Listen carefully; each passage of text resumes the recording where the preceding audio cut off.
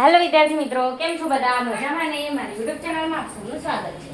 તો જો અહીંયા આ મિશ્ર છે એને સાદામાં ફેરવવાનું. હવે મિશ્ર છે એને સાદામાં કેવી રીતના ફેરવીશું? તો જો આ પૂર્ણાંક છે, આ શું છે? અપૂર્ણાંક. હવે તો આ બેનો ચોકડી ગુણાકાર કરવાનો. શું કરવાનો? ચોકડી ગુણાકાર. આ ત્રણને એમને એમ રાખવાના, નીચે વાળાના ગુણાકારમાં ઉપર લઈ. આ ઉપર વાળો છે ને સરવાળામાં ઉમેરવાનો. શું કરવાનું? ઉમેરવાનું. ને ભાગ્યા એમના એમ. નીચે વાળા છે એને ઉપર પૂર્ણાંક સાથે ગુણવાનું. ઉપરની સંખ્યા છે એને વત્તાકાર કરીને ઉમેરવાનું. નીચે એમ 3 2 6 વત્તા 1 ભાગ્યા 2, 6 ને 1 7 ભાગ્યા 2.